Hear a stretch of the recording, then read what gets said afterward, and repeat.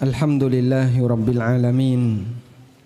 Wassalatu wassalamu ala ashrafil mursalin Nabiyyina wa maulana Muhammadin wa ala alihi wa sahbihi ajma'in. Wa ashhadu an la ilaha illallah wahdahu la syarika lah. Wa ashhadu anna Muhammadan abduhu wa rasuluh. Salawatu rabbi wa salamu alaihi wa ala alihi wa ashabihi wa man sara ala nahjihi wastanna bi sunnatihi ila yaumiddin. Alhamdulillah, kita bersyukur kepada Allah Ta'ala. Di kesempatan malam ini Allah berikan kita kesempatan untuk bisa kumpul bareng dalam rangka belajar. Semoga Allah jadikan forum ini sebagai forum yang barokah. Tidak lupa kita mengaturkan salawat dan salam untuk Nabi Agung Muhammad sallallahu alaihi wasallam atas perjuangan besar beliau dalam membimbing umat sehingga kita bisa merasakan betapa indahnya syariat Islam sampai detik ini. Dan kita mengucapkan jazakumullah khairan kepada Bapak Agus sekeluarga yang telah memberikan kita fasilitas untuk belajar bersama dalam sebuah majelis yang pesertanya itu banyak sekali, yang mengisi orangnya buta tapi jamaahnya banyak. Ini masa silam, majelis tahdis, majelis menyampaikan hadis. Datang seseorang yang dia peserta baru, sehingga dia tidak punya pengalaman tempat yang nyaman untuk ikut hadir dalam kajian syekh ini. Akhirnya dia cari, karena saking banyaknya peserta sehingga nggak dapat tempat kecuali harus berada di jauh. Tapi dia perhatikan, kayaknya di sebelah kiri syekh itu kosong. Akhirnya dia lewat, muter, lalu orang ini duduk tepat di sebelah kiri syekh yang kosong tadi. Majelis dimulai. Selang sekian belas menit, brus, ternyata syekhnya meludah ke arah kiri. Orang tadi yang nggak tahu posisi, dia yang keludahan. Sekian belas menit berikutnya meludah lagi. Terus sampai seperti itu, selesai majelis orang itu basah kuyup. Masya Allah ya, insya Allah di sini aman ya. Jangan bergeser. Tapi seperti itulah semangat orang di masa silam.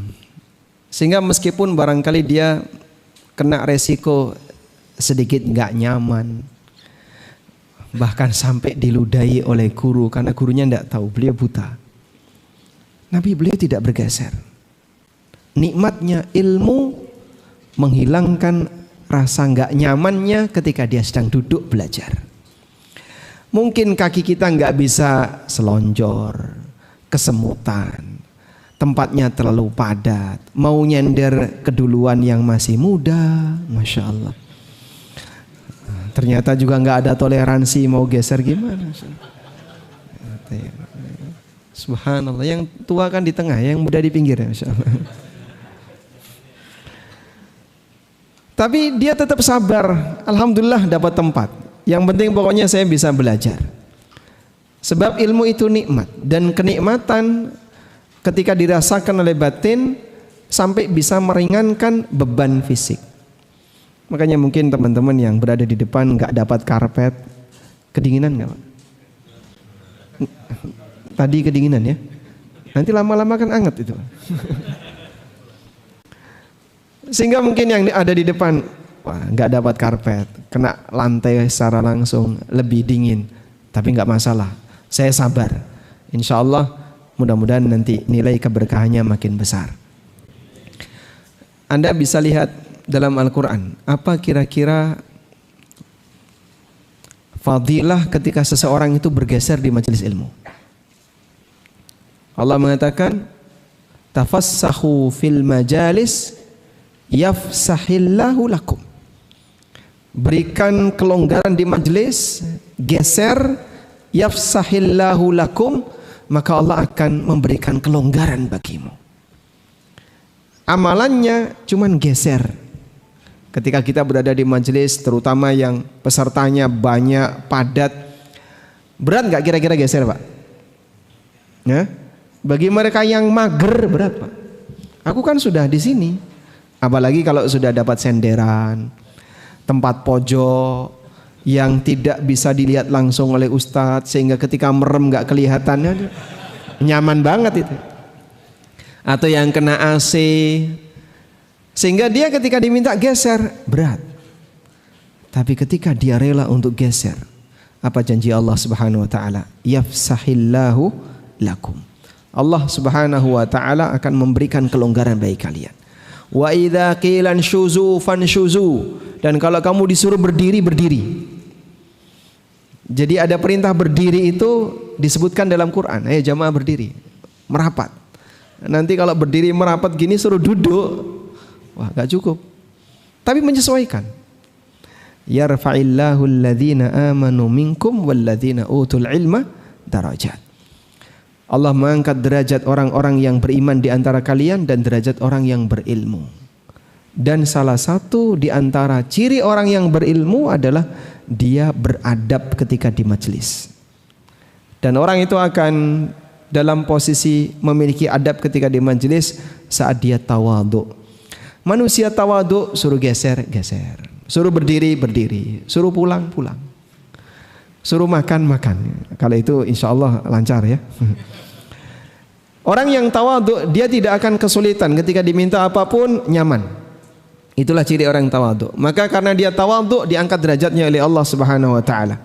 Wa ma tawadhu'a ahadun lillah illa rafa'ahu Allah. Tidak ada seorang pun yang tawadhu di hadapan Allah, tawadhu karena Allah, maka Allah Subhanahu wa taala akan mengangkat derajatnya. Alhamdulillah bagi teman-teman yang sudah lama belajar agama, dia tahu. Sehingga dia bukan model orang yang kaku, tapi dia menyesuaikan. Siapa saya sehingga saya harus tetap berada di sini. Kalaupun saya diminta geser, saya akan geser. Saya diminta untuk minggir, saya akan minggir. Saya diminta berdiri, saya akan berdiri. Itu bagian dari adab dalam bermajelis ilmu. Tayyib. Dan mudah-mudahan apa yang tadi dilakukan oleh Bapak Ibu sekalian yang mau merapat, mau memberikan kesempatan, karena kita semuanya punya kepentingan untuk sama-sama mendapatkan kebaikan di sini. Anda ngasih space bagi mereka yang ingin mendapatkan kebaikan, berbagi tempat untuk dapat kebaikan, maka dibalas oleh Allah Ta'ala. Tafassahu fil majalis yafsahillahu lakum. Berikan kelonggaran di majelis, Allah akan ngasih kelonggaran bagimu. Kelonggaran rizki, kelonggaran urusan dalam keluarga, kelonggaran ketika kita punya beban dengan yang lainnya. Subhanallah, balasannya sangat besar. Sekarang kita mau bahas semua solusinya hanya Allah. Kira-kira kemana nanti kita akan bahas ini? Saya mau mengajak Bapak Ibu untuk belajar tentang tawakal. Kita insya Allah akan belajar tentang tawakal. Kita tahu bahwasanya di antara konsekuensi iman adalah tawakal. Dan tawakal ini bagian dari salah satu cabang iman. Tawakal ini bagian dari salah satu cabang iman. Allah Ta'ala berfirman, wa 'alallahi falyatawakkalil mu'minun. Di ayat yang lain Allah mengatakan wa 'alallahi fatawakkalu in kuntum mu'minin. Hanya kepada Allah orang yang beriman itu harus bertawakal. Di ayat yang lain Allah mengatakan wa 'alallahi fatawakkalu. Kalian harus bertawakal hanya kepada Allah in kuntum mu'minin, kalau kalian beriman. Sehingga dikaitkan dengan iman, menunjukkan kalau tawakal ini adalah salah satu cabang iman. Nabi SAW menyebutkan iman itu ada berapa cabang, Pak? Iman ada berapa cabang? 70 sekian cabang. Al-imanu bid'un wa sab'una syu'bah. Iman itu ada 70 sekian cabang. A'laha qaulu la ilaha illallah wa adnaha imatatul adza 'anit tariq wal haya'u syu'batun minal iman. Iman ada 70 sekian cabang. Cabang yang paling tinggi adalah ikrar la ilaha illallah. Cabang yang paling rendah menyingkirkan gangguan di jalan, dan rasa malu bagian dari iman. Beliau menyebutkan batas atas, batas bawah, dan salah satu contoh tengah. Namun rincian yang lain mana? Nabi SAW tidak menyebutkannya. Baik, kalau saya tanya, sebutkan satu cabang iman yang dinyatakan dalam Al-Quran. Sebutkan satu cabang iman yang disebutkan dalam Al-Quran. Angkat tangan. Tawakal. Tadi sudah saya sebutkan. Yang lain. Nah, tafadhal. Sabar. Apa dalilnya?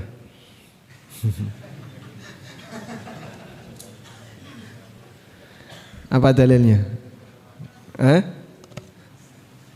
Innallaha ma'as sabirin.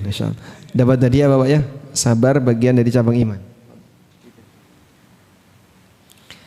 Semua ayat Al-Quran yang Bapak baca diawali dengan ya ayyuhalladzina amanu, maka perintah setelahnya atau larangan setelahnya adalah bagian dari cabang iman.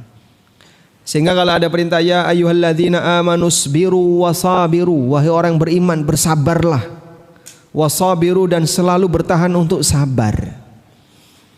Berarti sabar bagian dari cabang iman. Contoh yang lain. Taqwa ya ayyuhalladzina amanu taqullah. Contoh yang lain. Ru'yas shadiqah. Contoh yang lain, cabang iman. Ihsan. Apa dalilnya? Surat Al-Baqarah ayat gimana kalimatnya? Sangat banyak sekali ya ayyuhalladzina amanu kutiba alaikumusiyam. Berarti menjalankan puasa bagian dari cabang iman. Maka nanti saya kasih tugas ya. Sebentar lagi kita akan berjumpa dengan bulan Ramadan dan mungkin Anda akan khataman setahun sekali. Alhamdulillah, insyaallah. Di luar Ramadan kan enggak khataman kan? Barangkali Anda akan khataman setahun sekali. Nanti Anda catat berapa jumlah cabang iman dalam ayat Al-Quran yang Bapak Ibu baca selama Ramadan. Sehingga nanti kalau ketemu ya ayyuhalladzina amanu kutiba alaikumusiyam, dihitung 1 menjalankan puasa, 2 ya ayyuhalladzina amanu ittaqullah, 2 bertakwa. Terus seperti itu ya. Nanti ketemu berapa? Betul enggak jumlahnya 70 sekian cabang. Berarti tidak sampai 80. Sanggup insya Allah? Sanggup? Atau enggak sanggup? Sanggup ya? Bismillah, tawakal. Sehingga nanti biar ketika membaca Quran sambil diiringi dengan perenungan. Jamaah yang online juga sama, saya kasih tugas yang sama. Syarat untuk nonton video ANB berikutnya. Kerjakan tugas ini. Jadi nanti bapak-bapak, teman-teman sambil membaca Al-Quran tadarus, ketemu ayat ya ayyuhalladzina amanu atau yang diiringi dengan in kuntum mu'minin, bapak catat. Itu bagian dari cabang iman. Baik. Dan tawakal salah satu di antara bagian dari iman. Apa dalilnya kalau tawakal salah satu bagian dari iman? Karena Nabi SAW menyebut tawakal sebagai bagian dari iman, dan pada ayat yang tadi kita baca Allah Subhanahu wa taala jadikan tawakal sebagai syarat iman. Wa 'alallahi fatawakkalu in kuntum mu'minin. Sa'id bin Jubair mengatakan, at-tawakkulu jima'ul iman. Tawakal itu poros iman. Karena seorang hamba ketika dia punya ketergantungan hati yang tinggi kepada Allah, hal yang dia pikirkan pertama kali saat dia punya masalah adalah Allah. Seorang hamba ketika dia punya ketergantungan yang tinggi kepada Allah, yang dia pikirkan pertama kali ketika dia punya masalah, Allah. Yang dia ingat pertama kali.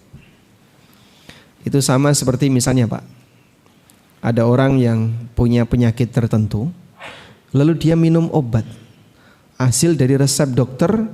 Saat dia konsumsi itu badannya terasa nyaman. Nanti ketika penyakit itu berulang, yang dia cari apa? Obat. Datang lagi penyakit yang sama, yang dia cari obat ini. Sehingga muncul benda tertentu karena berdasarkan pengalaman. Iman, kalau kau punya masalah apapun, yang kau harus ingat pertama kali adalah penciptamu, Allah Azza wa Jalla. Karena itulah seorang hamba yang dia memiliki tawakal kepada Allah, maka ketika dia punya masalah sehebat apapun, yang dia cari solusinya hanya satu, Allah Subhanahu wa taala. Dan sebenarnya tawakal semacam ini hakikatnya adalah anugerah dari Allah. Saya ulang, tawakal itu hakikatnya adalah anugerah dari Allah. Kenapa bisa disebut sebagai anugerah dari Allah? Karena tidak semua masalah yang kita miliki bisa kita selesaikan sendiri. Maka kita diajarkan tawakal agar hati kita bisa lebih tenang, tidak terbebani. Sebab orang kalau punya masalah tertentu cuman dipikirkan saja, selesai nggak masalahnya, Pak? Hah? Nggak bakalan selesai. Akhirnya pada saat dia hanya memikirkan masalah yang dia punya, lama-lama stres pikirannya. Muncul masalah baru, yaitu dia kebebanan pikiran. Sebuah ilustrasi yang sederhana. Kira-kira gelas ini berapa beratnya? Ada setengah kilo? Anggaplah setengah kilo. Kalau saya mengangkat beban setengah kilo seperti ini, dalam waktu 5 menit saya masih kuat. Ketika saya angkat dalam waktu 1 jam, tangan saya mulai capek. Kebayang nggak ketika ini saya angkat selama 24 jam? Begitu saya lepas, tangan saya nggak bisa gerak. Akan sangat capek ini tangan. Sehingga lama-lama saya akan kecapean, padahal bebannya tidak bertambah. Hanya terlalu lama kita mengangkatnya. Bagaimana caranya agar Anda bisa lebih ringan? Lepaskan. Saat Anda lepaskan, beban itu akan lebih ringan. Anda tidak punya beban. Anda bisa beristirahat. Tapi kalau cuma dipegangi saja, dipegangi. Sampai berapa lama kau kuat pegang? Sehari saya masih kuat, 2 hari saya masih kuat. Ya sudah, setahun, udah, nggak bakalan. Itulah gambaran sebuah masalah. Mungkin masalah itu tidak bertambah besar, tapi karena Anda selalu memikirkannya, Anda tidak akan pernah berhenti memikirkannya sehingga capeklah pikiran itu. Maka seorang hamba diajarkan bertawakal kepada Allah untuk agar dia bisa lebih ringan ketika dia punya masalah. Orang Jawa punya satu teori tawakal. Semeleh. Apa, Pak? Maksudnya apa semeleh? Pasrah. Saya sudah nggak bisa, saya sudah nggak sanggup. Ya sudah, saya pasrahkan kepada Allah Subhanahu wa taala. Terserah Allah mau bagaimana cara Allah Subhanahu wa taala menyelesaikannya. Saya sudah serahkan kepada Allah. Sehingga dia tidak akan kepikiran. Karena beban itu telah dia serahkan kepada Zat yang Maha Kuasa, yang bisa menyelesaikan seluruh masalah hambanya. Sementara kita adalah orang yang dhaif, yang lemah, penuh dengan keterbatasan, sehingga masalah yang kita miliki kita sendiri nggak bisa menyelesaikannya. Baik, karena itulah seorang hamba yang bertawakal hakikatnya dia menyerahkan beban dirinya kepada Zat yang Maha Kuasa, dan itu akan membuat hidupnya terasa lebih ringan. Selanjutnya saya akan banyak bercerita. Insya Allah Bapak Ibu sudah paham tentang teori tawakal, tapi kita akan lihat dalam kehidupan nyata. Contoh ideal manusia tawakal yang tertinggi adalah para nabi. Cerita yang demikian banyak ketika para nabi berhadapan dengan musuh-musuhnya, dan bagaimana tingkatan tawakal yang mereka punya, sehingga nanti bisa Bapak bandingkan seperti apa kondisi hati bertawakal dengan hati yang tidak bertawakal.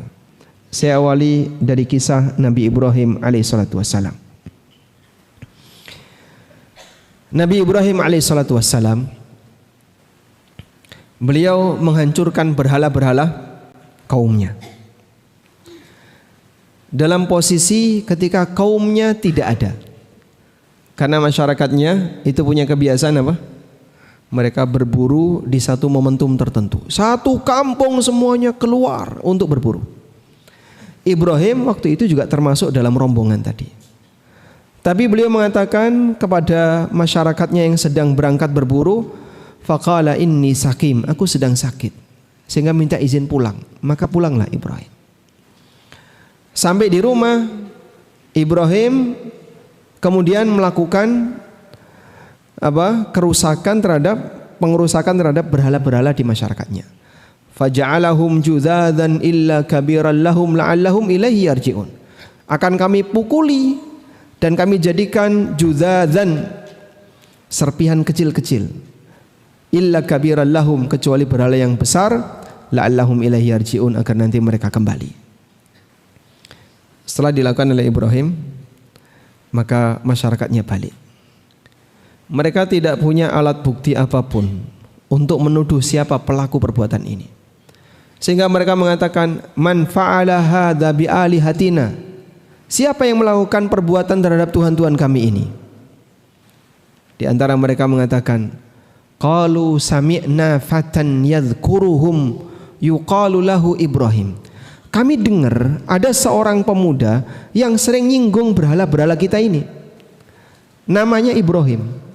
Jadi mereka tidak punya bukti kalau pelakunya Ibrahim. Kok nggak lihat CCTV ya Pak?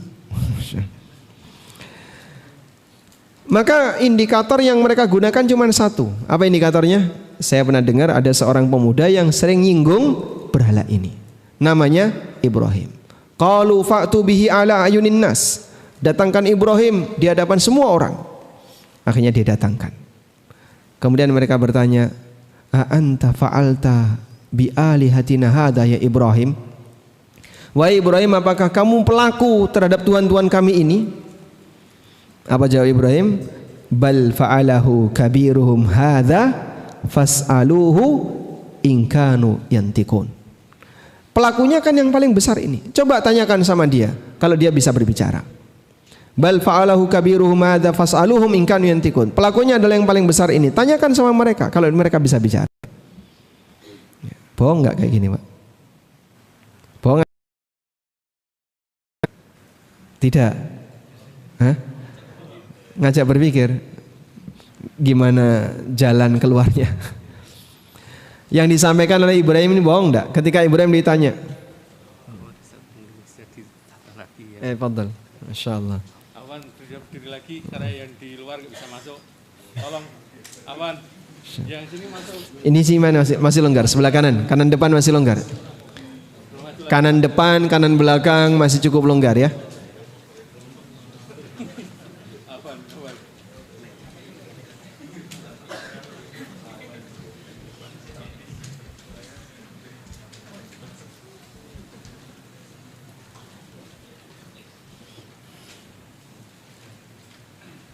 Mas, dari sini mas. Ini mas. Apa yang muda teman, yang muda.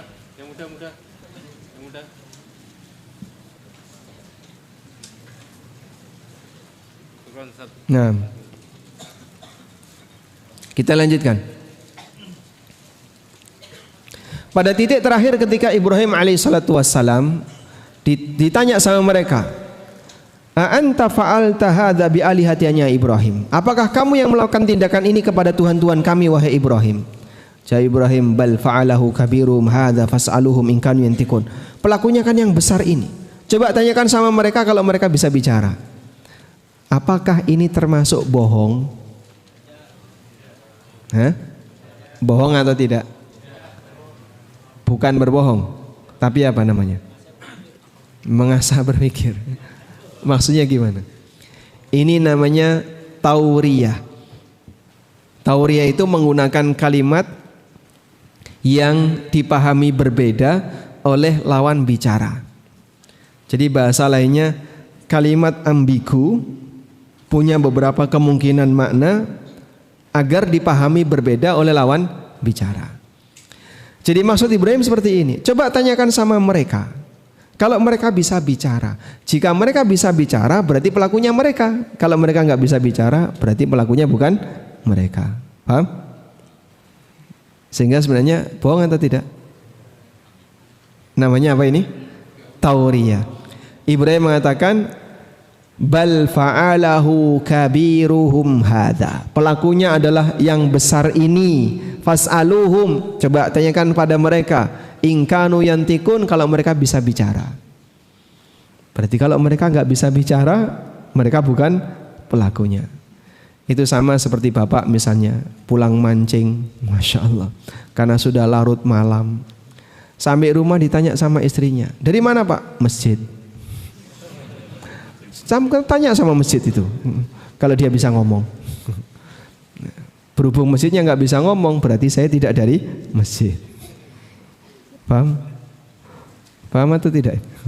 Wah, ini Ustadz kok ngajari kayak gini? Nggak ngajari kayak gitu, itu contoh ya. Baik. Faraja'u ila anfusihim faqalu innakum antumudz zalimun thumma nukisu ala ru'usihim laqad alimta ma haula'i yantikun. Ibrahim, kau kan sudah tahu kalau berhala ini nggak bisa bicara. Kau kan tahu kalau berhala ini nggak bisa bicara. Kenapa kami malah disuruh tanya sama berhala? Nah, itulah yang dipakai alasan oleh Ibrahim. Qala afata'buduna min dunillah ma la yanfa'ukum wa la yadurrukum. Bicara aja nggak bisa, ngomong aja nggak bisa, membela diri nggak bisa. Kenapa kalian sembah? Sampai pada titik terakhir, masyarakatnya Ibrahim ini kalah debat. Setelah mereka kalah debat, qalu harriku, mereka mengatakan bakar Ibrahim, wansuru alihatakum, dan tolong Tuhan-Tuhan kalian.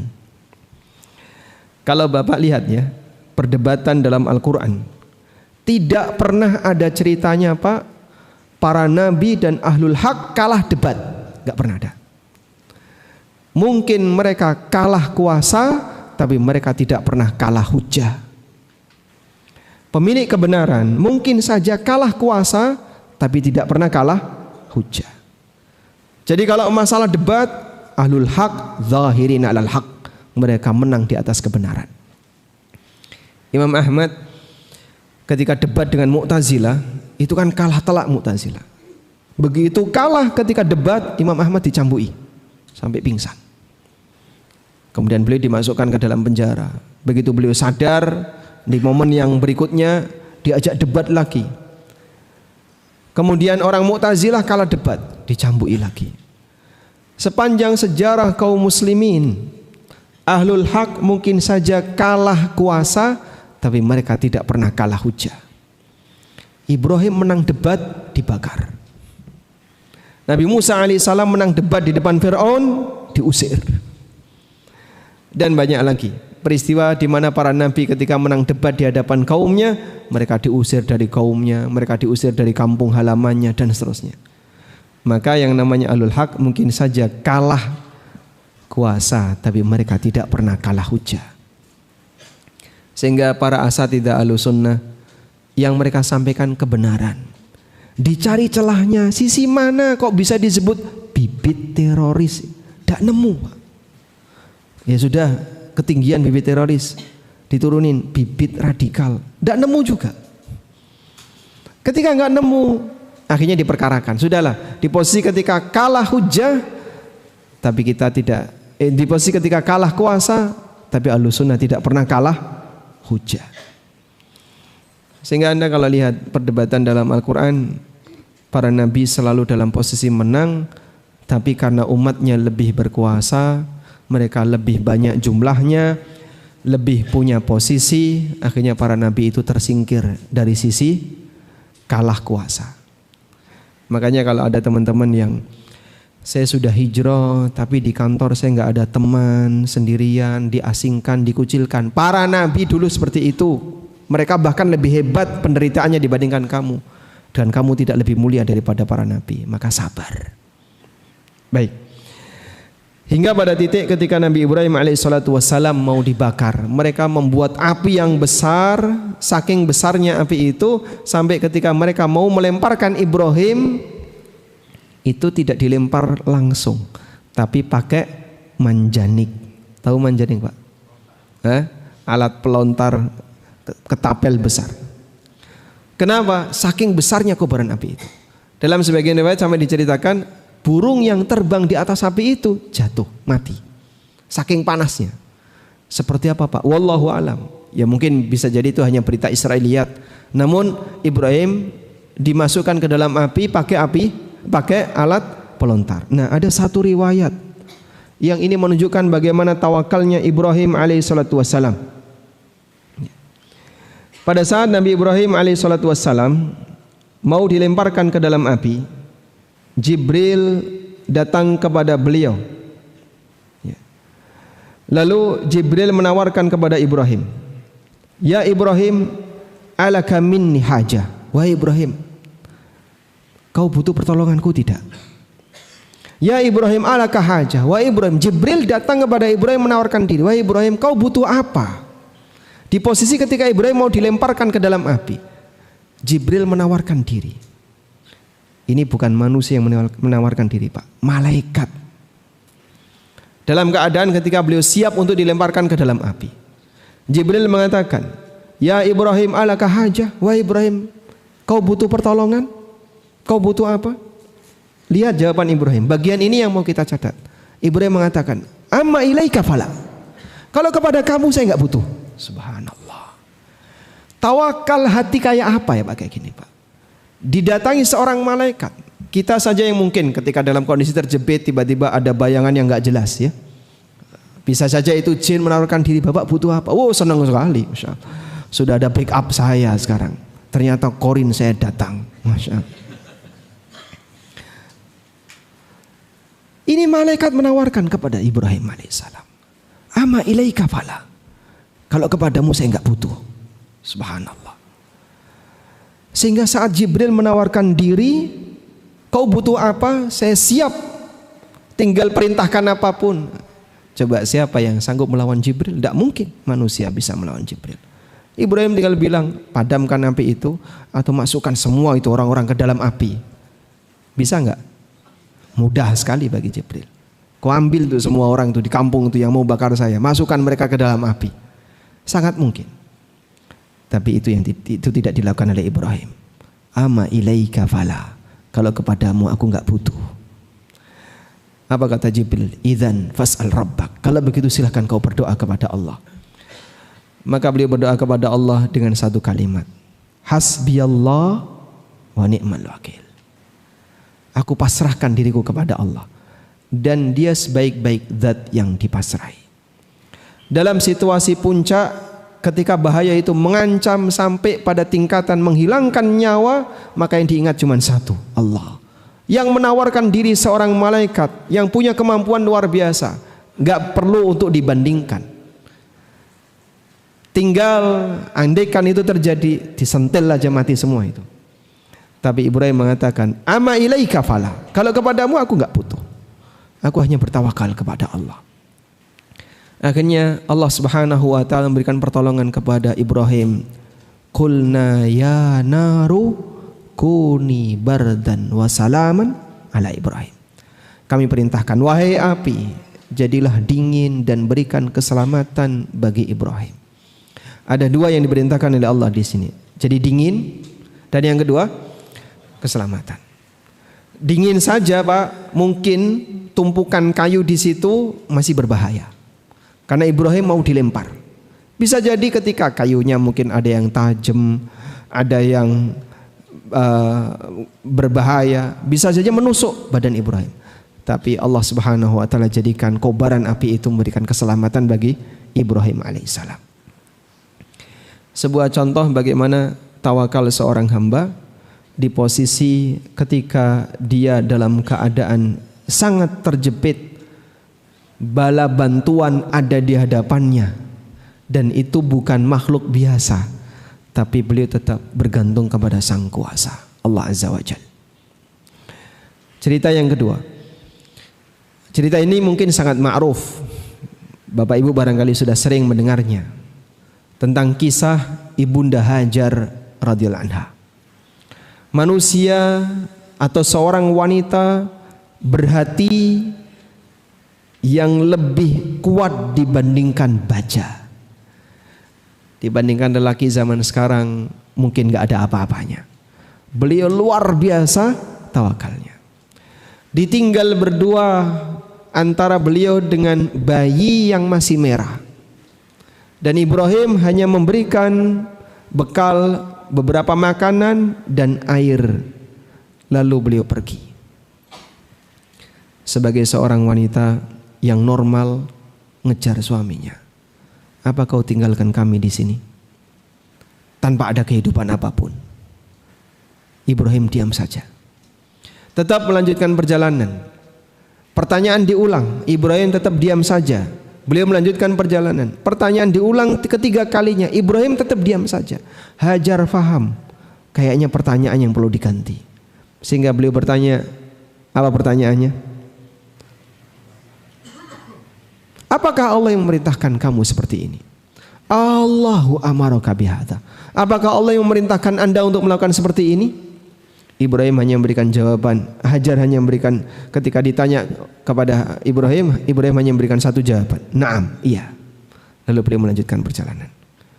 Ucapan Hajar yang luar biasa. Beliau mengatakan satu kalimat, idzan la yudayyi'unallah. Kalau memang ini adalah perintah Allah, maka Allah tidak akan menyia-nyiakan kita. Berangkatlah Ibrahim. Setelah Ibrahim agak jauh, di balik bukit di mana beliau sudah tidak bisa lagi melihat putranya dan istrinya, barulah beliau menghadap ke arah Ka'bah. Lalu beliau berdoa kepada Allah, Rabbi inni askantu min dzurriyyati biwadin ghairi dzi zar'in 'inda baitikal muharram. Wahai Rabbku, aku telah meninggalkan keluargaku, keturunanku di sebuah lembah ghairi dzi zar'in, tanpa tanaman, tanpa kehidupan. Tanaman saja enggak ada, apalagi binatang. Mau makan apa mereka? Mau minum apa mereka? Inda baitikal muharram, di dekat rumahmu yang suci, di samping Ka'bah. Setelah itu Ibrahim pulang. Subhanallah, dua manusia diuji oleh Allah dengan ujian berat. Itu kok tega Pak Ibrahim seperti itu? Itulah perintah Allah. Siapa manusia yang baik hati, yang tega memperlakukan keluarganya seperti itu? Dia gak bakalan tega. Apalagi bersama dengan anaknya Ismail, itu anak keberapa? Pertama. Apalagi bersama anak yang pertama. Sehingga dalam posisi ketika Ibrahim masih sangat mencintai istri dan anaknya, disuruh pisah. Bukan pisah cerai, tapi ditaruh di sebuah tempat yang secara perhitungan manusia ini bisa mengancam keselamatan nyawa. Istrinya tawakal, suaminya tawakal. Sehingga dalam situasi seperti itu, Ibrahim pergi dan Hajar tinggal berdua dengan anaknya yang masih bayi. Lelaki kalau andaikan Pak diberlakukan seperti ini, kira-kira apa yang akan dia lakukan? Mungkin dia akan bunuh diri. Daripada saya mati kelaparan, saya mati kehausan, mending saya mati lebih cepat. Mungkin dia akan bunuh diri. Tapi itu tidak dilakukan oleh Ibunda Hajar radhiyallahu anha. Beliau juga tidak membunuh anaknya karena stres gara-gara ditinggal oleh suaminya. Tapi beliau bertahan di situ. Sampai pada titik terakhir, perbekalan sudah habis, ASINya habis. Berapa lama seorang wanita yang tidak makan hingga ASINya habis? Sampai pada titik ketika ASINya habis, Ismail merasakan kehausan dan lapar sehingga menangis. Dalam situasi itu Hajar pergi meninggalkan Ismail. Kenapa beliau pergi? Ya, dalam tafsir Ibnu Katsir ada keterangan kenapa Ibunda Hajar itu pergi meninggalkan Ismail yang nangis. Karena beliau tidak kuat melihat anaknya mati di depan matanya. Beliau tidak ingin melihat anaknya mati di depan matanya. Kalaupun anaknya mati, ya sudah, jangan di depan matanya, jangan di hadapannya. Pergi Hajar sambil mencari sumber kehidupan. Naik ke Bukit Sofa, tengok kanan kiri, nggak nemu apapun. Lalu beliau turun, beliau berlari, naik lagi ke Marwah, tengok kanan kiri, nggak nemu apapun. Berapa kali? 7 kali. Jadilah sa'i. Betapa banyak pahala yang dimiliki oleh Ibunda Hajar. Karena semua sa'i manusia sejagat, Hajar turut dapat pahalanya karena beliau yang mengawalinya. Sehingga sampai pada titik itu Allah Subhanahu wa taala kemudian datangkan pertolongan. Allah kirim malaikat, lalu malaikat menendang tanah yang ada di dekat Ka'bah, kurang lebih jaraknya berapa? 21 atau 23 meter dari Ka'bah. Disitulah sumur Zam-Zam. keluar. Kemudian Hajar turun. Setelah mendengar ada suara, ternyata ada malaikat yang menggali sumur Zam-Zam.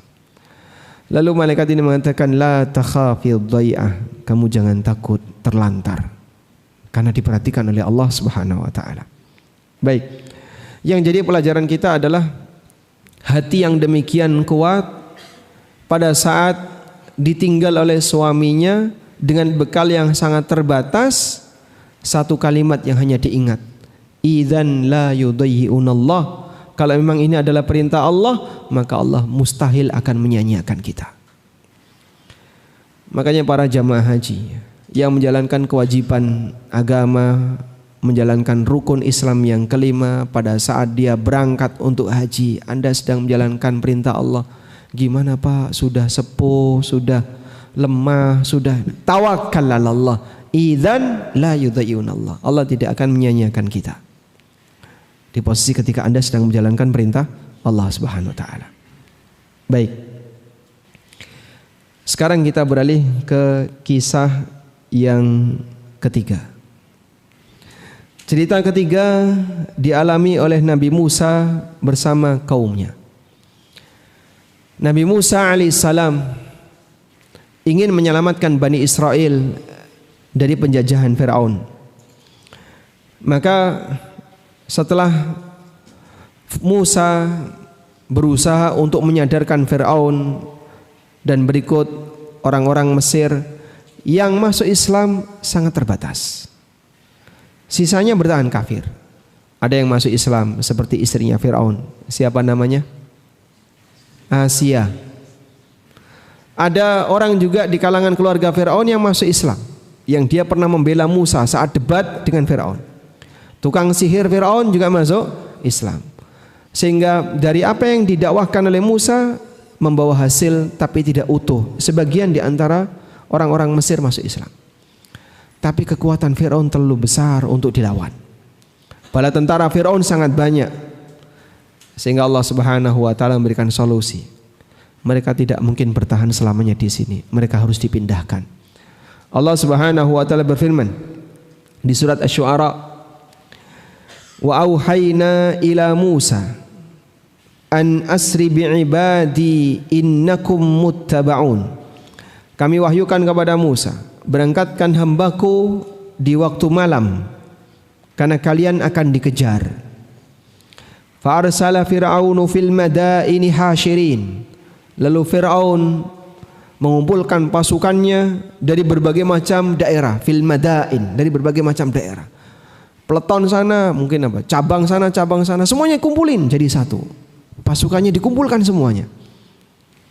Lalu sama-sama mengejar Bani Israel yang tadi keluar dari kota Mesir ke arah mana? Ke arah timur. Inna haula'i lasyirzimatun qalilun.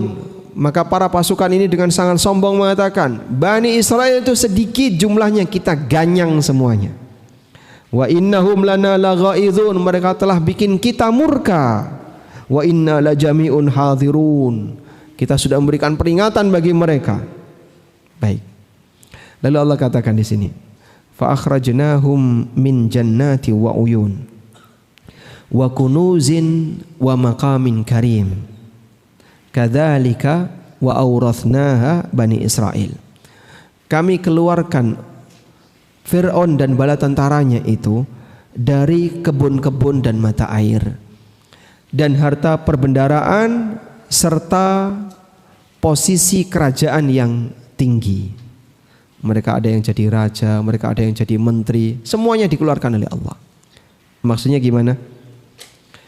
Ketika Allah Ta'ala membinasakan Fir'aun, Allah tidak membinasakan dengan cara istananya dibuat ambruk atau ditenggelamkan ke dalam bumi, atau diserang banjir, atau gempa bumi, tidak. Tapi yang dilakukan oleh Allah Ta'ala adalah lelakinya dikeluarkan, terus ditenggelamkan di lautan.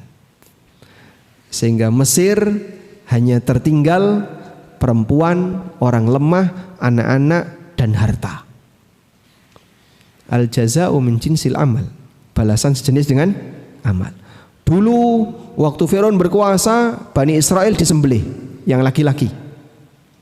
Yudzabbihuna abna'ahum wa yastahyuna nisa'ahum. Anak laki-laki disembelih, yang perempuan dibiarkan hidup. Maka dibalas oleh Allah, setelah Musa alaihissalam jadi nabi, laki-lakinya Firaun dimatikan, perempuannya dipertahankan, istananya dipertahankan, sehingga kekayaan Mesir tetap bertahan. Hanya saja yang laki-lakinya dikeluarkan, mereka yang ditenggelamkan. Wa makaru wa makarallah wallahu khairul makirin. Mereka membuat konspirasi dan Allah balas, dan Allah lebih baik ketika membalas konspirasi para hambanya. Makanya di ayat ini Allah mengatakan fa akhrajnahum min jannatin wa uyun. Kami keluarkan mereka dari kebun-kebun dan mata air, wa kunuzin wa maqamin karim, harta perbendaraan serta tempat yang mulia. Dikeluarkan mereka dari situ.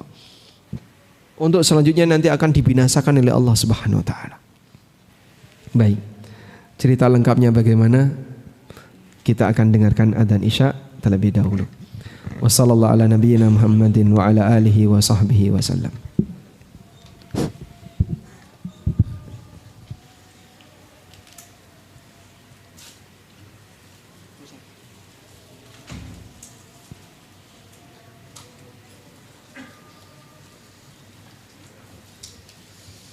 Allahu Akbar, Allahu Akbar.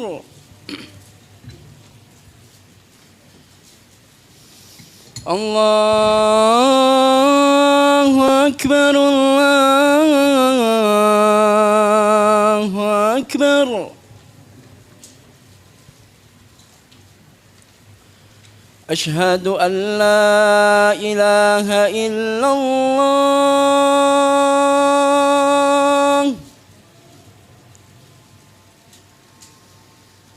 أشهد أن لا إله إلا الله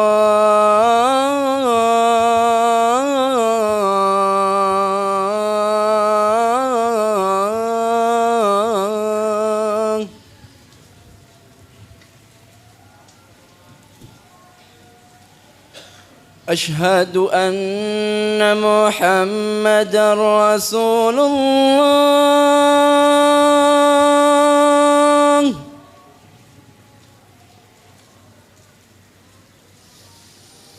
أشهد أن محمدا رسول الله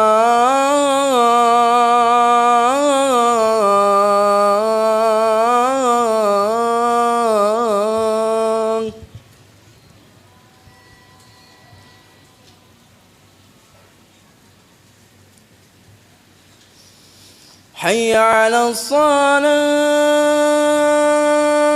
الصلاة حي على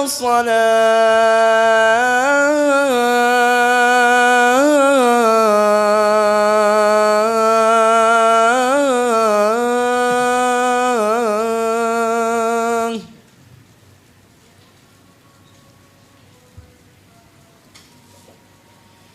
حي على الفلاح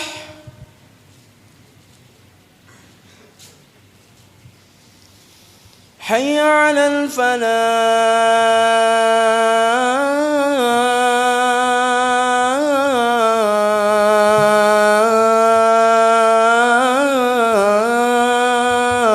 الفلاح الله أكبر الله أكبر لا إله إلا الله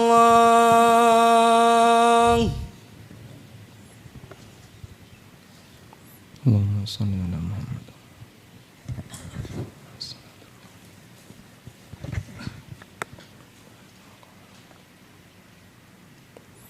Alhamdulillah wassalatu wassalamu ala Rasulillah wa ala alihi wa sahbihi wa mawala.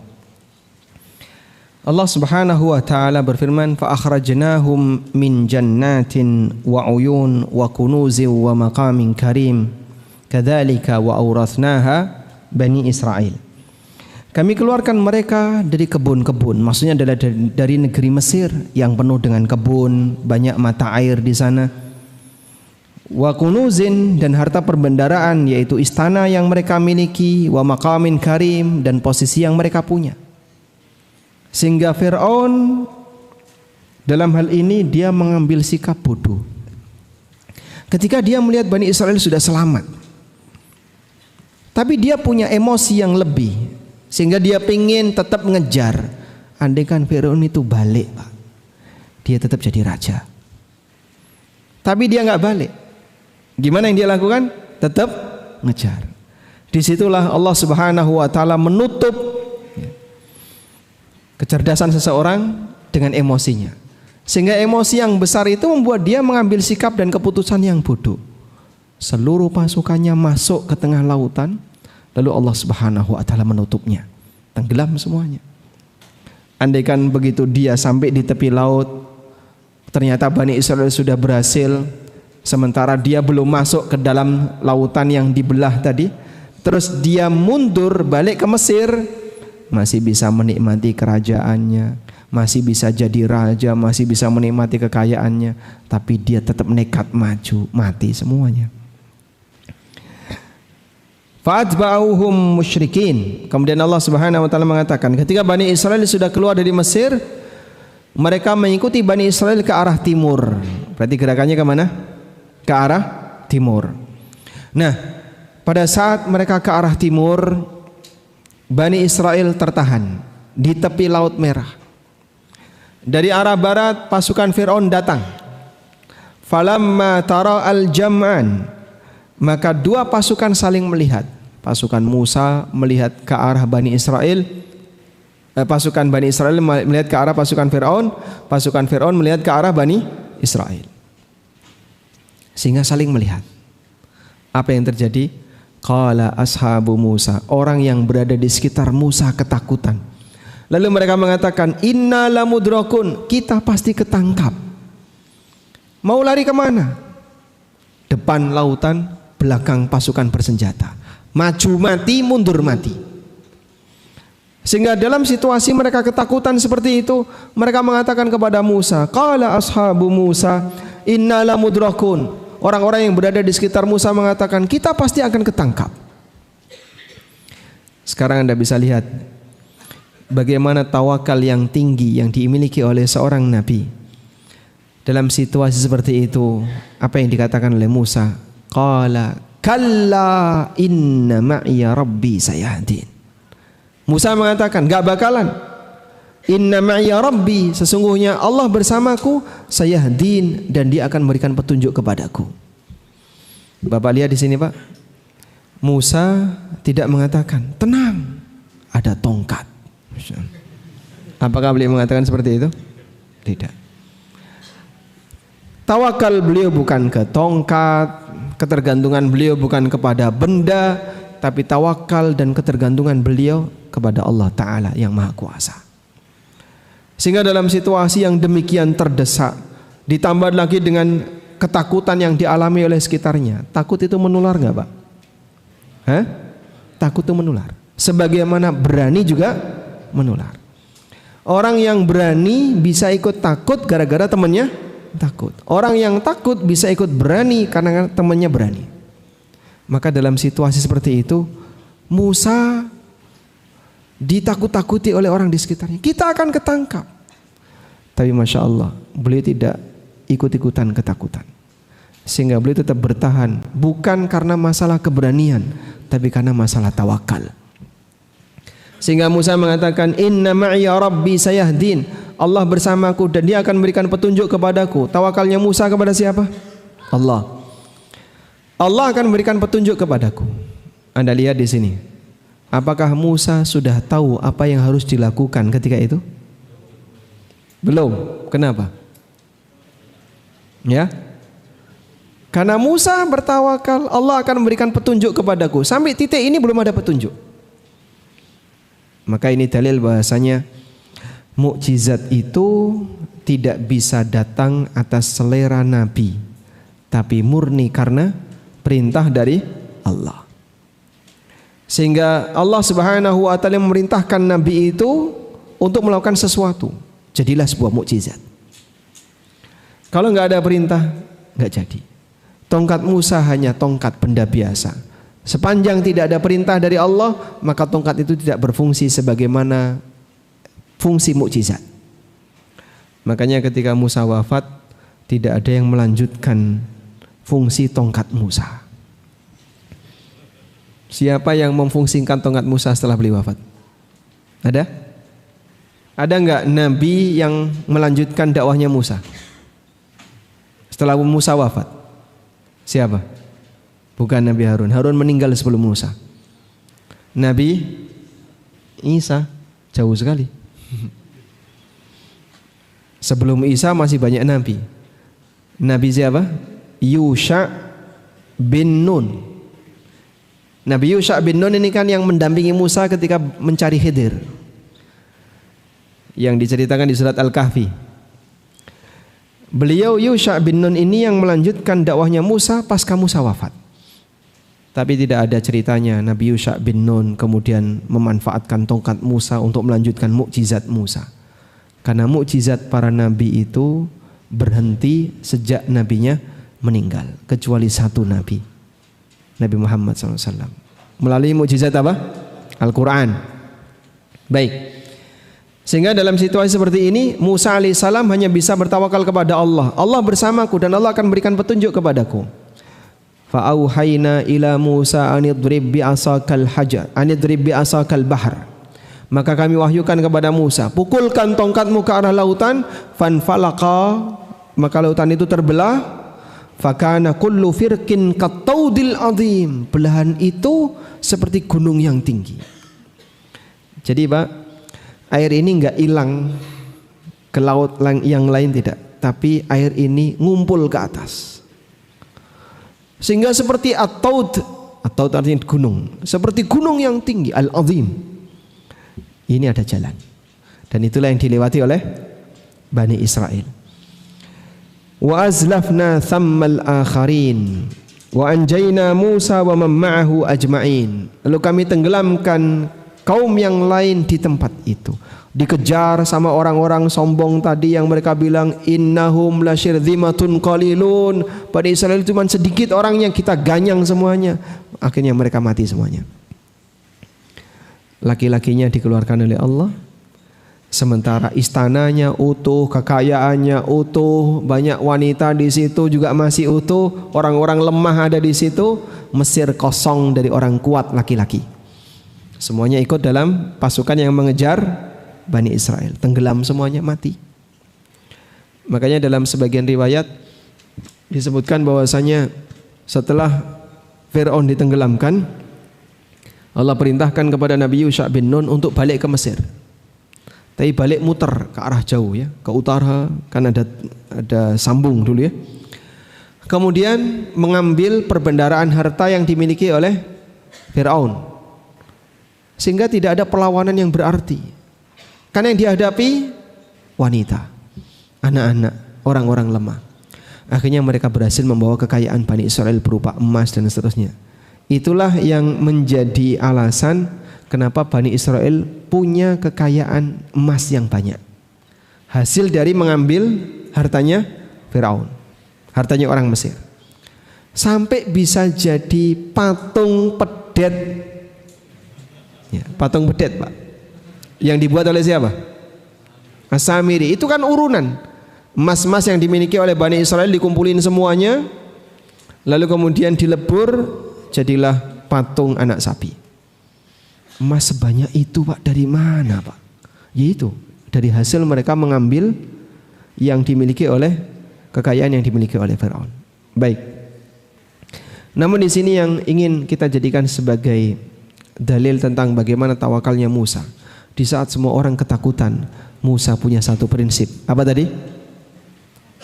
Inna ma'iya rabbi sayatin. Allah bersamaku dan dia akan berikan petunjuk kepadaku. Baik. Cerita yang terakhir. yang dialami oleh Nabi Muhammad sallallahu alaihi wasallam. Sebagai manusia yang paling tinggi derajatnya, beliau juga orang yang ahli tawakal. Dan tawakalnya Nabi sallallahu alaihi wasallam tawakal yang sangat tinggi, sebagaimana yang dialami oleh para nabi pendahulunya. Coba kita lihat kisah yang disebutkan oleh sahabat Jabir bin Abdullah. Sahabat Jabir bin Abdullah radhiyallahu anhu pernah menceritakan, dan hadis ini sahih diriwayatkan oleh Bukhari Muslim. Kunna ma'an Nabi sallallahu alaihi wasallam bi dzatir riqa. Kami pernah bersama Nabi sallallahu alaihi wasallam dalam peristiwa Dzatur Riqa. Perang Dzatur Riqa itu perang ke arah timur, ke arah Najd. Fa idza ataina ala syajaratin dhalilatin taraknaha lin Nabi sallallahu alaihi wasallam. Hingga ketika kami tiba di sebuah wilayah tertentu, ada sebuah pohon rindang. Ada sebuah pohon rindang. Lalu kami persilahkan Nabi sallallahu alaihi wasallam untuk istirahat di bawah pohon rindang itu. Kemudian semua sahabat menyingkir agar tidak mengganggu beliau, biar beliau istirahat sendirian. Karena kalau ada orang di sekitarnya nanti mungkin ngobrol, ya, sehingga ganggu istirahat beliau. Maka beliau berada di pohon rindang itu dan para sahabat yang lain menyingkir. Faja'a rajulun minal musyrikin wa sayfun Nabi sallallahu alaihi wasallam mu'allakun bisyajarah. Nabi SAW ketika istirahat, pedang beliau digantung di atas pohon. Lalu beliau istirahat di bawah. Tiba-tiba datang orang musyrik. Fakhtaratahu faqala takhafuni. Kemudian orang musyrik itu menghunuskan pedangnya, diacungkan ke arah Nabi SAW. Lalu dia bilang, kau takut kepadaku? Qala la. Nabi SAW mengatakan, tidak. Dalam situasi senjatanya ada di atas, tergantung. Dan orang ini sudah siap, senjatanya terbuka. Sehingga tinggal diayun sebentar, mungkin akan melukai badan Nabi SAW. Takhafuni, kau takut kepadaku? Nabi SAW dengan tegas mengatakan, enggak takut. Qala faman yamna'uka minni. Siapa yang akan menahanmu dari seranganku? Qala Allah. Nabi SAW mengatakan, Allah. Fatahaddada ashabu Nabi SAW. Maka seluruh sahabat semuanya langsung siaga. Nah, gimana? Dalam posisi agak jauh ya. Karena mereka tadi meninggalkan Rasulullah SAW sendirian di bawah pohon.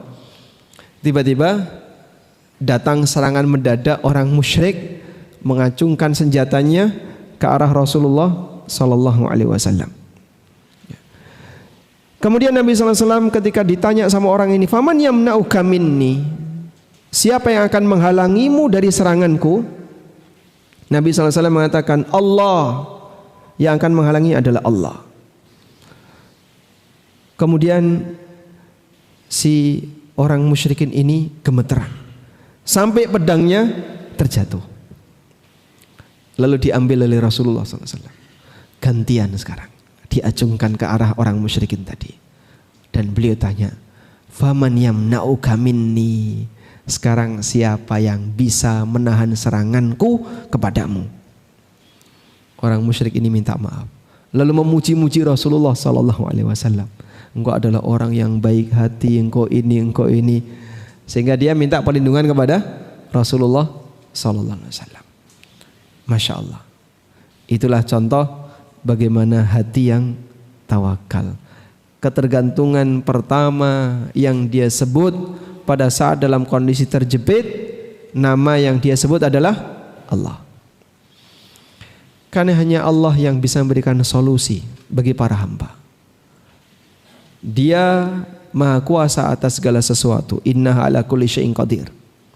Dan karena itulah ketika Bapak Ibu sedang mengalami masalah, mungkin kita tidak bisa sama seperti mereka. Tawakal kita seperti Nabi, tidak mungkin. Iman mereka luar biasa.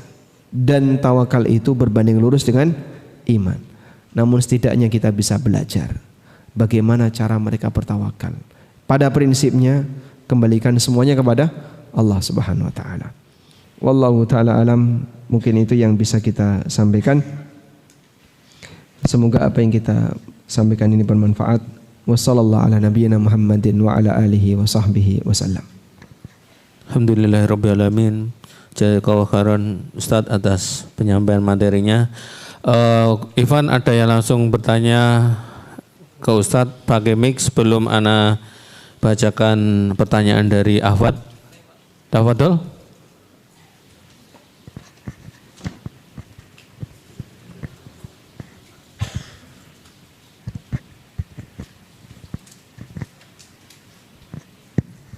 Bismillah. Bismillah. Ustaz, saya baru hijrah ke Islam Akidah Sunnah sekitar 1 tahun, Ustaz. Bekerja di mana? Saya baru hijrah ke Madrasah Salaf Akidah Sunnah itu sekitar 1 tahun kurang lebih. Saya minta dan Ustadz Ami ini salah satu Ustadz pertama yang saya jadikan referensi ketika melihat kajian di YouTube. Mungkin minta kiat-kiat Ustadz agar tetap istiqomah di atas akidah Sunnah ini. Syukran jazakallahu khairan. Tolong doakan saya biar saya istiqomah ya. Dan tolong doakan biar saya diselamatkan dari fitnah yang berat di akhir zaman, dan juga bagi para ikhwah yang lain, semoga doa Anda mustajab. Tayyib. Selalu jaga keterkaitan kita dengan kegiatan belajar. Insya Allah dengan kita mendengar Al-Quran dan hadis dibacakan tahap demi tahap, di saat itulah kita bisa memperbaiki diri kita. Allah Subhanahu wa taala menegaskan dalam Al-Qur'an, "Lau anzalna hadzal Qur'an ala jabalin la ra'aitahu khashi'an mutasaddi'a min khasyatillah." Andaikan Quran ini diturunkan oleh Allah ke atas gunung, Allah turunkan Quran kepada gunung, la ra'aitahu khashi'an mutasaddi'a, maka kau lihat dia akan tunduk dan hancur min khasyatillah, karena takut kepada Allah. Hati kita tidak lebih keras dibandingkan batu gunung. Sehingga bisakah Quran itu membuat hati seorang hamba yang keras kepala, banyak durhaka, sering maksiat, untuk bisa menjadi hati yang lembut dan baik? Kalau gunung saja bisa, hati manusia bisa. Maka berusahalah untuk mendekat kepada Al-Quran dan hadis Nabi SAW. Semoga hati kita bisa menjadi hati yang lebih lembut, hati yang baik. Dan aktivitas manusia sangat dipengaruhi oleh hatinya. Nah, bagaimana cara menempatkan tawakal dengan menjalani sebab? Sebatas mana kita boleh menjalani sebab agar masih masuk dalam koridor tawakal? Hamba ketika ingin mendapatkan akibat, maka jalurnya harus melalui sebab. Itulah bagian dari hikmah Allah. Saya ulangi ya. Ini kalau kurang perhatian nanti bisa salah paham. Seorang hamba ketika mau mendapatkan akibat, maka dia harus menjalani sebab, dan itulah bagian dari hikmah Allah. Maka orang kalau ingin mendapatkan penghasilan, dia kerja. Ingin dapat ilmu, belajar. Ingin punya anak, jalur nikah dan kawin. Ingin ini, ingin sembuh, dia berobat dan seterusnya. Satu-satunya zat yang bisa menciptakan akibat tanpa sebab hanya Allah. Innama amruhu idza arada syai'an ayyaqula lahu kun fayakun. Ketetapan Allah ketika Allah menghendaki sesuatu, Allah tinggal berfirman kun, maka jadilah. Sementara kita tidak bisa seperti itu. Sehingga kalau misalnya, Pak, saya pengen pinter agama, tapi dengan cara minum sisa minuman Pak Agus atau minum sisa minuman Pak Budi, atau minum sisa minuman Pak Adi, bisa nggak? Nggak bisa. Loh, kok kamu pengennya seperti itu? Ya saya pengen instan. Kamu tidak punya kekuatan kun fayakun. Jadilah langsung pinter celing, tidak ada ceritanya. Sehingga manusia ini ketika mau melakukan sesuatu harus melalui proses. Karena dia tidak punya kemampuan untuk menciptakan akibat, yang bisa menciptakan akibat hanya Allah. Maka manusia harus menjalani sebab. Oleh karena itulah menempuh sebab untuk mendapatkan akibat tidak bertentangan dengan tawakal. Tawakal itu berkaitan dengan pasrah terkait hasil. Sedangkan menempuh sebab ini adalah bagian dari upaya yang dilakukan oleh manusia untuk menempuh hasil. Bukti kalau dia tidak bisa menciptakan dengan sendirinya, maka dia berproses. Dan itulah hikmah Allah. Karena itu kenapa perdukunan termasuk di antara perbuatan syirik? Karena dia bertentangan dengan hikmah. Sehingga misalnya batu ini punya kekuatan bisa menyembuhkan. Kau harus yakin, apa hubungannya? Dimasukkan ke dalam air kemudian diaduk, maka nanti bisa menyembuhkan. Apa hubungannya batu ini dengan bisa menyembuhkan? Nah, ketika itu tidak ada hubungannya, maka keyakinan perdukunan kenapa masuk syirik? Sebab dia punya ideologi, keyakinan tertentu menjadikan sebuah sebab yang itu bukan sebab. Menjadikan sebuah sebab padahal itu bukan sebab. Paham ya? Baik. Nabi SAW membuat permisalan kenapa mengambil sebab itu tidak termasuk di antara bentuk bertentangan dengan tawakal. Ketika beliau menjelaskan tentang tawakalnya burung. Lau tawakkaltum haqqat tawakkuli. Kalau kalian tawakal dengan serius, la razaqakum kama yurzaqut thair, maka Allah akan berikan rezeki kepada kalian sebagaimana burung du khimasan wa taruhu bitana, berangkat dalam kondisi tembolok kosong, begitu pulang dalam keadaan tembolok penuh. Itulah burung. Burung yang disebut Nabi SAW sebagai contoh makhluk tawakal, diam saja di sarang atau dia terbang? Ya? Ngapain? Mager atau gerak? Dia terbang. Dia cari makan. Pulang temboloknya penuh. Demikianlah kondisi burung. Maka kita juga diajarkan seperti itu. Kalau kau ingin sesuatu, lakukan sebab. Hasil serahkan kepada Allah. Baik, sehingga mencari sebab tidak bertentangan dengan tawakal. Wallahu a'lam. Bismillah, ana bacakan pertanyaan yang tertulis. Ustadz izin bertanya, apa yang harus saya lakukan jika anak saya tidak melaksanakan sholat karena sedang berselisih dengan orang tuanya? Anak saya sudah dewasa, belum apa ini? Belum nikah, tidak mau bekerja atau mencari nafkah. Saya sudah mengingatkan setiap waktu sholat tiba untuk segera untuk sholat, tetapi tetap tidak mau mengerjakan sholat, padahal tadinya anak tersebut rajin sholat. Barakallahu fikum Ustaz. Baik. Memang terkadang Allah berikan ujian bagi hamba datang dari keluarganya. Mungkin dia secara ekonomi aman, sumber pendapatan tersedia, tapi di posisi tertentu dia diuji oleh Allah dengan anaknya, pasangan hidupnya, tetangganya, saudaranya, dan seterusnya. Dan semua orang punya ujian, walaupun tingkatannya berbeda-beda. Maka barangkali anak Anda, jika Anda jadikan ini sebagai ujian hidup Anda, banyaklah bertawakal kepada Allah dan berdoa kepada Allah agar Allah memperbaikinya.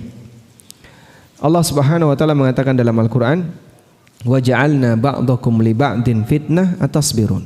Kami jadikan sebagian kalian sumber fitnah bagi yang lain sejauh mana kalian bersabar. Sehingga jangan sampai Anda melakukan tindakan yang menyebabkan Allah murka. Artinya dalam hal ini tolong jaga baik-baik, jangan doakan keburukan untuk anak, karena bisa jadi keadaannya akan semakin parah. Sehingga doakan kebaikan bagi yang bersangkutan, walaupun pada titik dia durhaka kepada orang tuanya. Selanjutnya ada satu pengalaman yang dialami oleh Fudail bin Iyad. Fudail ini punya anak yang nakal. Namanya siapa? Siapa namanya? Ali. Sehingga kunyahnya Fudail adalah Abu Ali. Ali bin Fudail bin Iyad. Bapaknya bergelar Abidul Haramain, ahli ibadah dua kota suci, Fudail bin Iyad. Tapi anaknya nakal. Sampai pada titik tertentu Fudail bertawakal kepada Allah. Ya Allah, aku serahkan Ali kepadamu. Biar Allah yang membimbingnya, biar Allah yang mendidiknya. Dan Masya Allah, karena diserahkan kepada Zat yang Maha Kuasa, ada perubahan pada diri Ali. Sehingga Ali menjadi orang yang khusyuk dan mudah menangis disebabkan karena mentadabburi Al-Quran. Terutama kalau bersinggungan dengan ayat-ayat yang membahas tentang masalah akhirat, surga dan neraka. Sehingga kalau ada orang membaca Quran, lalu di situ terbaca ayat tentang surga dan neraka, Ali bin Fudail nangis. Sampai imam di tempatnya itu, kalau dia melihat ada Ali di tengah shaf, maka imam akan memilih ayat-ayat yang berbicara tentang kisah orang masa silam, kisah para nabi. Tapi kalau Ali nggak ada, dia milih ayat tentang masalah surga dan neraka. Hingga suatu ketika imam ini membaca ayat tentang surga dan neraka, dan ternyata Ali ada di situ. Ali kemudian menangis menjadi-jadi sampai akhirnya Ali ini wafat. Menangis karena takut dengan Al-Quran yang dibacakan oleh imam, sampai akhirnya Ali bin Fudail ini wafat.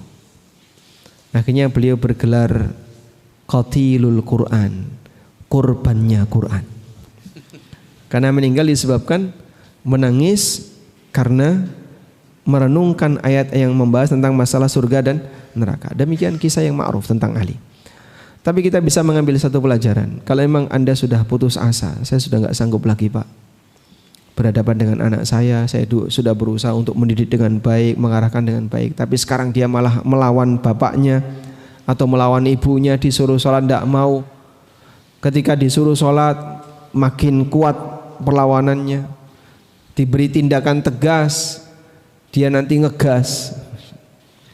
Ya, mungkin di antara solusi yang bisa Anda lakukan, kembalikan kepada Allah. Ya Allah, aku tawakalkan anakku kepadamu. Terserah bagaimana cara Allah menyelesaikannya. Wallahu a'lam. Pertanyaan selanjutnya Ustaz. Assalamualaikum warahmatullahi wabarakatuh. Semoga Ustaz dan seluruh jamaah di sini senantiasa diberikan kemudahan menuju ke surga Allah Ta'ala. Amin. Pertanyaan pertama Ustaz. Ustaz mohon nasihat untuk seseorang yang sedang diberikan sakit berat atau stadium akhir agar bisa istiqomah mengikuti saran dokter terkait makanan dan pola hidup sehat dan tetap positif thinking kepada Allah Ta'ala. Yang kedua, apakah bunuh diri itu takdir Ustaz? Dan apakah orang yang meninggal karena kelaparan rezekinya sudah ditakdirkan sempurna? Barakallahu fikum. Yang pertama berkaitan dengan ujian sakit yang beliau derita. Mungkin sakit yang beliau derita tidak lebih parah dibandingkan sakit yang dialami oleh Nabi Ayub alaihissalam atau para nabi yang lainnya. Ada di antara mereka yang pernah sakit dalam bentuk kutu yang sangat banyak, hatta yaktulahu, sampai kutu itu membunuh orang ini. Masya Allah. Berapa kutu yang sampai bisa membunuh manusia itu Pak? Saking banyaknya kutunya. Ada di antara mereka yang diuji oleh Allah dengan kemiskinan, hatta ma yakunu lahu illa aba'a, sampai dia nggak punya apapun selain sehelai kain yang menutupi auratnya. Selain itu dia nggak punya harta. Jadi masing-masing manusia diuji oleh Allah dengan ujian yang beragam, dan orang-orang saleh diuji oleh Allah dengan ujian yang ternyata lebih berat dibandingkan manusia biasa. Maka saat Anda mengalami ujian seperti itu, ingatlah orang-orang soleh masa silam. Aku tidak lebih mulia daripada Ayub. Aku tidak lebih mulia daripada para nabi. Dan mereka mengalami ujian sakit. dan selalu bangun husnudzon kepada Allah. Ketika Anda sakit, Allah tidak menyia-nyiakan, sehingga Allah jadikan sakit yang dialami oleh seorang muslim sebagai apa? Pelebur dosa dan bisa menambah pahala. Kemudian yang kedua, apakah bunuh diri itu takdir Allah? Semua yang terjadi di alam ini takdir Allah. Kita ulangi ya. Semua yang terjadi di alam ini takdir Allah. Karena tidak ada yang keluar dari kerajaan Allah, maka tidak ada kejadian di mana Allah tidak menakdirkannya. Kalau ada kejadian di mana Allah tidak menakdirkannya, berarti Allah kuasanya tidak sempurna. Karena ternyata ada kejadian yang Allah tidak ikut berkuasa di situ. Maha suci Allah dari hal ini. Meskipun bunuh diri itu maksiat dan dosa besar yang dilakukan di ujung hayat, tobatnya kan tidak ada. Gimana tobat bunuh diri? Setelah mati tobat? Tidak bisa. Oleh karena itu, kita meyakini bunuh diri ini sebagai takdir Allah, sebagaimana perbuatan maksiat yang lain juga tidak ada yang keluar dari takdir Allah, namun statusnya perbuatan maksiat. Karena dalam melihat kejadian ada dua kacamata yang bisa kita gunakan. Berkaitan dengan realita kejadian, kita yakini itu sebagai takdir. Berkaitan dengan status hukum, kita menggunakan kacamata syariat. Dan ini hukumnya A, hukumnya B sesuai dengan syariat yang mengatur perbuatan tersebut. Nah, lalu kalau orang itu mati kelaparan, apakah berarti jatah rizkinya sudah ditetapkan oleh Allah? Ya, jatah rizkinya sampai di situ. Makanan terakhir yang dia konsumsi itulah jatah rizkinya. Yang sampai membuat dia mati, berarti jatah rizkinya hanya sampai di titik itu. Wallahu a'lam. Terakhir Ustaz, pertanyaan. Assalamualaikum warahmatullahi wabarakatuh. Waalaikumsalam. Ustaz, izin bertanya, saya seorang remaja yang berprofesi sebagai khoriah dan sedang merasa dilema. Saya sering diminta membaca tilawah pada acara-acara Islam seperti Isra Miraj di masjid lingkungan saya, serta di kampus karena saya diterima jalur prestasi tilawah. Namun saya ragu Ustadz karena acara-acara tersebut tidak disebutkan dalam hadis Rasul. Bagaimana ya Ustadz sebaiknya sikap saya dalam menanggapi permintaan tersebut? Barakallahu fikum. Kalau beliau lelaki mungkin lebih ringan ya. Namun yang bertanya di sini adalah wanita. Beliau seorang qari'ah yang mungkin bacaan Al-Qur'annya ya enak didengar, merdu dan seterusnya. Terus gimana kira-kira kalau saya diundang acara-acara seperti itu? Sebenarnya kalau dalam sebuah acara lalu diawali dengan baca Quran tidak masalah, hukumnya boleh. Dan biasa ya, di UIM sendiri jika ada muhadarah ammah, kajian umum yang disampaikan oleh para masyayikh, saya pernah mengikuti kajian Syekh Dr. Al-Fauzan di aula UIM, dan ada bacaan Quran sebelum kajian dimulai. Demikian pula dalam majelis-majelis para masyayikh yang lain, terkadang ada bacaan Quran, termasuk juga di majelis Syekh Mukbil. Di majelis Syekh Mukbil sebelum kajian dimulai, kadang beliau menyuruh salah satu dari talib untuk membaca Quran sebelum majelis dimulai. Sehingga hal yang biasa orang mendengarkan Al-Quran sebelum majelis dimulai. Namun untuk acara yang beragam tadi, nah ini juga perlu untuk dipertimbangkan. Maka sebagai saran ya, kalau berikutnya Anda diundang dalam posisi tidak mungkin menolak sebagai kontrak karena Anda diterima di kampus melalui jalur seperti ini, maka silahkan Anda baca tapi dengan suara biasa. Ya? Suara biasa itu gimana? Ya mungkin tidak sesuai dengan, saya nggak ngerti ya, ada langgam bayati atau jawabul jawab, ada apa lagi? Nahrawan dan seterusnya. Itu nggak pernah ada dalam syariat agama ini. Itu hanya muncul dari seni bersuara. Jadi jangan dianggap bahwasanya ini bagian dari syarat Islam. Karena Nabi SAW tidak membaca seperti itu. Bacaan Al-Quran yang direkomendasikan oleh Rasulullah SAW, bacaannya siapa? Ada yang tahu? Bacaan Abdullah bin Mas'ud. Beliau mengatakan, man sarrahu ayyaqra al-Qur'ana haddan kama unzil falyaqra bi qiraati Ibni Ummi Abd. Siapa yang ingin membaca Quran seger seperti baru saja diturunkan, tiru bacaannya Abdullah bin Mas'ud, Ibnu Ummi Abd, Abdullah bin Mas'ud.